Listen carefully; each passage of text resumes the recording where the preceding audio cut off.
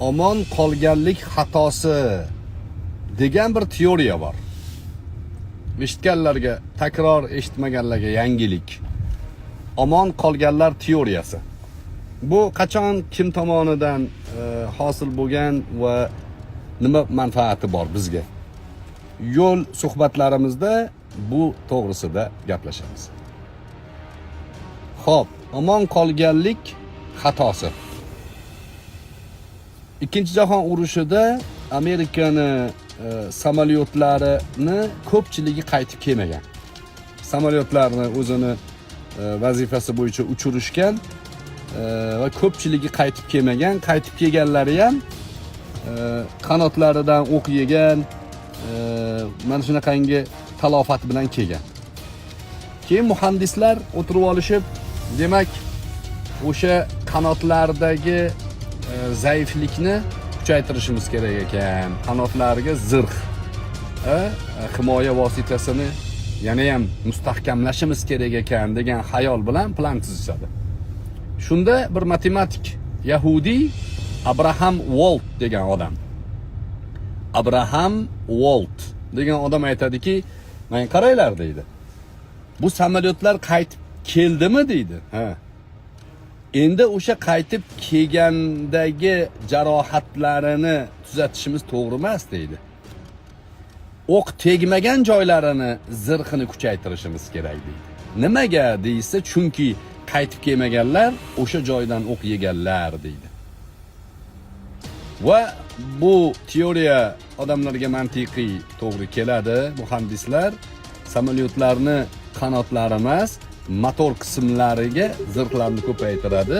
Endi samolyotlari omon qaytishi ko'payadi. Ana shu hodisadan keyin omon qolganlik xatosi degan shu hodisaga, shu teoriyaga ism qo'yilgan. Abraham Walt. Izlab ko'rsanglar, o'zingizlar ham biroz ma'lumotni kengaytirib olasizlar. Bu bizga nima uchun kerak, do'stlar? Biz har doim muvaffaqiyatga erishgan odamlarni misol olamiz. Muvaffaqiyatga erishgan, ya'ni omon qolgan. Biznes maydonida, jang maydonida, futbolda, kurashda, boshqa maydonda omon qolganlarni havas qilamiz. Lekin omon qolmaganlardan ibrat olishimiz kerak. O'sha xatosi bilan bizga yaxshi dars berish kerak. O'sha qayerda xato qildi u? Qayeri uni zirh qilish kerak edi, himoya qilish kerak edi. Hayotimizga ham juda ko'p ta'sir qiladi. Bu tijoratda ham, falsafiy qarash ma'nosida ham, adabiyotda ham ishlatiladi shu. Omon qolganlik xatosi. Omon qolgan odamdan xato xulosa chiqarishni qisqartmasi shu. Biz omon qolmaganlardan ibrat olishimiz kerak. Masalan, Suriya mavzusi to'g'risida omon qolganlik xatosiga hali ham aldanyapti odamlar. Omon qolganlik xatosi teoriyasi bor shu yerda.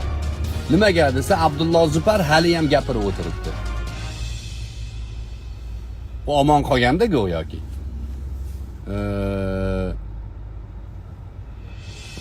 Suriyada Ahmad Shar janoblari bir paytlar Juloniy edilar. Ahmad Shar janoblari basketbol o'yini uchun ochilish marosimida musiqaga sayrchi bo'lib, tomoshabin bo'lib o'tiribdilar. Ular omon qolganlar, do'stlar. Lekin o'lib ketganlardan kim ibrat oladi? Ha? O'lib ketganlar mana shu omon qolganlarning xiyonati bilan ketmaganmidi? Ha? Abdulloh Zufarni chaqirishi bilan oila bo'lib ko'chib ketganlar, halok bo'lib ketganlar haqida kim o'ylaydi? Ularga zirh taqishimiz kerak. Omon qolganlarga qarab, "O" deb ibrat olishlik noto'g'ri. O'lib ketganlardan ibrat olishingiz kerak. Nimaga o'lib ketdi ular? Nimaga erishmoqchi ediki, nimaga tushdi? Qaysi botqoqqa tushdi? Bundan ibrat olish kerak. Omon qolganlik xatosi, do'stlar. Yana aytishadi odamlar. Nimaga Abror Muxtor Aliyni gapi to'g'ri chiqaveradi? Asli Abror Muxtor Aliyni gapi to'g'ri chiqmayapti bu yerda. Aslida noto'g'ri narsani uzilib qoldi. Men yalang'och emasman. Kim meni yalang'och desa, demak u xoin, demak u saviyasiz, demak u aqlsiz degan gap tarqatdi. Keyin 3-4 ta blogerlar borib olishib, "Yo, bizni malikamiz yalang'och emaslar. Ustilaridagi kiyimni sizlar ko'rmayapsizlar. Sizlarni farosatinglar yetmayapti. Ustida kiyim bor. Bir ajoyib to'n kiyibsiz va ajab. Sizga tikilgan sira to'ymas qarab" deb she'riy vazirlarni ham to'xtashyapti. Biz aytdikki, "Ey, to'xtanglar, masala boshqacharoq-ku." Desak, "Yo'q" deyishdi. Kim agar o'sha yalang'och xonimni yalang'ochsan desa, "Ko'rdingmi yalang'ochligimni? Meni javob berasan. Hujurat surasi, Nur surasi" deb suralarga o'tib ketib qoldi. Suralarga. Omon qolganlik xatosi bular. Omon qoldik deb o'ylashyapti. Nozik joylarni o'tgan zarar temaydi bizga deyishyapti.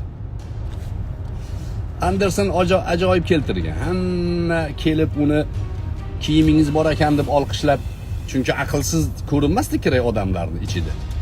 Aqlsiz degan nomga tushib qolmaslik kerak, ha? Siz kiyimingiz bor ekan, hamma kiyimi bor deyapti-ku buni. Ana bitta Gemora ham kelib kiyimi bor ekan buni, qalay surishtirishlar o'tkazdik deb kuchanib ketgan edi. Qani o'sha surishtiruvlar? Keyin videosini qo'yishmadi-ya? So'ramadinglarmi mabodo? Ular zo'r surishtirish o'tkazdik. Qolganlarning fikriga tupurib qo'yganmiz qilib. Yalang'ochni kiyimi bor qilib ko'rsatishdi. Anderson ertagini aytib beryapti. Yalang'ochni kiyimi bor deb ko'rsatishdi. Keyin bir bola otasining yengidan tortib, "Jon, otajon, ko'rsating bu xonimni kiyimini" dedi. Hamma kiyimga qarsak chalyapti-da, bay. Shunaqa ham kiyim chiroyli bo'ladimi? Modasini qaranglar buni. Voy. Modani qaranglar deb hamma qarsak choptiruvdi. Bir yosh bola bolalik qilib, "Ya? Bunda kiyim yo'q-ku" deb qo'ydi. Ha, haqiqat barq urib kelgan zamon, bardosh berolmas yolg'on u ham yomon. Haq sira singan emas, sinmaydi ham. Botil najot topmagan, topmaydi ham.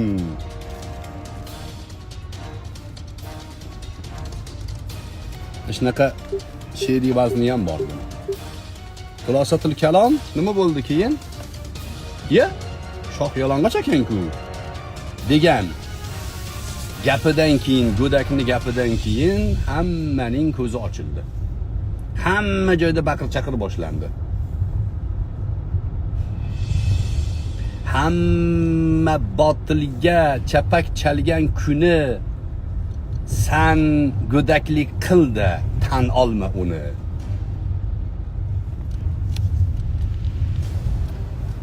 Go'dak yalang'ochni yalang'och deb aytib qo'ydi. Xatosi shu edi.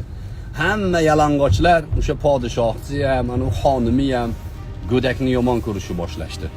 Nimaga buni aytgani to'g'ri kelaverarkin dedi. Chunki u to'g'ri gapni gapirgandi dedi. To'g'ri gapni gapirgani uchun to'g'ri bo'ladi dedi. Yalang'ochni yalang'och deydi. Yalang'ochmi?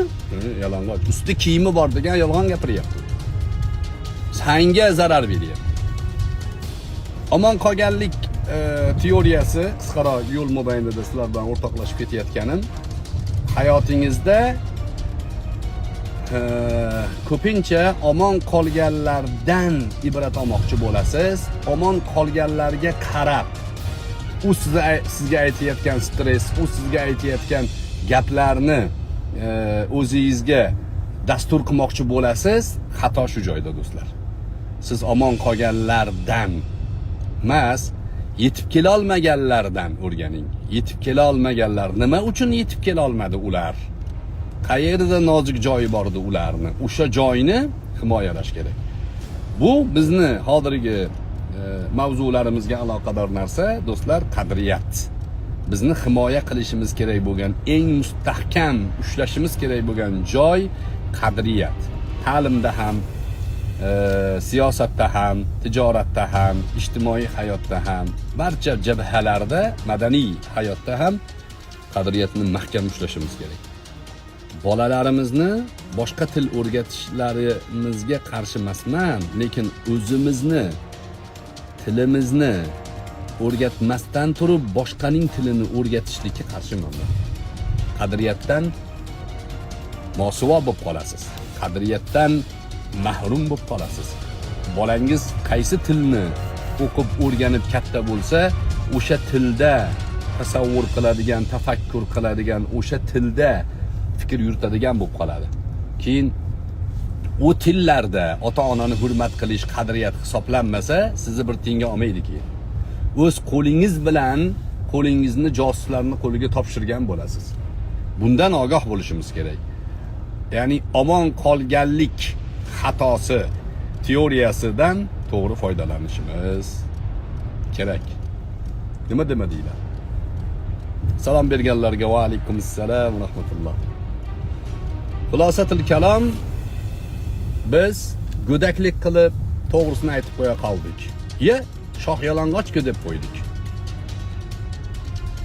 Qadriyatlarni himoya qilish yalang'ochni yalang'och deyish bilan bo'ladi. Yalang'ochga to'n kiydirib, qarsak chalib bunaqa bilan bo'lmaydi. Yana psixologiyada bir yaxshi bir fikr bor. Ijtimoiy tarmoqlar, mana shu forumlar, mana shu psixologik jarayonning ustiga bino qilingan. Bu birovlarning sizni qilgan ishingizni maqtashligi psixologiyasi. Siz ming yaxshi ish qiling, hech kim sizni qilgan ishingizni maqtamasa, o'sha ishdan ko'nglingiz sovib qoladi. Bu to'g'rimi desa, yo'q, to'g'ri emas. Noto'g'ri shu. Siz qilgan ishingizga kimdir qarsak chalishini xohlayotgan bo'lsangiz, siz yaxshiliklarda davom eta olmaysiz. İjtimoiy tarmoqlar shuni ustiga qurilgan. Like'lar, podelitsiyalar, bir-biriga ulashish, muhokamalar, bular hammasi insonni o'ziga, ya'ni adrenalin qilib bog'laydi. Qimorga ishqibozligiga o'xshaydi. Agar siz kimdir sizga qarsak chalishi evaziga faoliyat qilayotgan bo'lsangiz, to'xtang. Tormoz bering. Noto'g'ri yo'ldasiz. Chunki sizga qarsak chalayotgan odamlar bir kun keladi-da, sizga qarshi tupurgisini ham tachrata oladi. Endi siz agar qilayotgan faoliyatingiz, u blogerlik bo'ladimi, u ilmiy ish bo'ladimi, nima bo'lishidan qat'iy nazar, eng birinchi to'g'ri va samimiy ekaningizni aniqlashtirib olishingiz kerak. O'shanda tuzoqqa tushmaysiz. To'g'ri va samimiy ekaningizni aniqlashtirib olganingizdan keyin qarsak chaganlarning qarsagiga qarab ish qilmasligingiz kerak. Bu bir. Va sizni yomonlayotganlardan ko'nglingiz cho'kmasligi kerak. Ishingizdan ko'nglingiz sovib ketmasligi kerak. Bu xalqqa ishonch yo'q. Xalq himoya qilmaydi. Xalqning kimligini bildik degan odamlar bu samimiy odamlar emas. Payg'ambar alayhissalomning ajoyib hadislari bor. Payg'ambar alayhissalom shunaqa deganlar, qarang.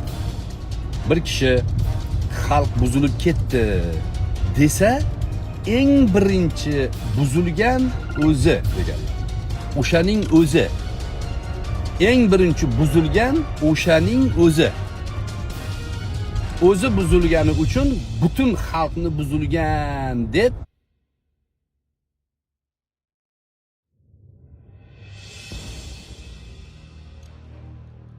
o'zinglarni ehtiyot qilinglar. Hozir bir yangi zal taklif qilishdi qo'shnimiz, o'zlari ochishgan ekan. Hozir shu zalni taqdimotiga to'g'rirog'i sizlarga ko'rsatgani ketyapman. Yoshlarni sport bilan shug'ullanishga targ'ib yo'lida davom etyapmiz. Alloh taolo bu ishlarimizga muvaffaqiyat bersin. Davom etishimiz kerak.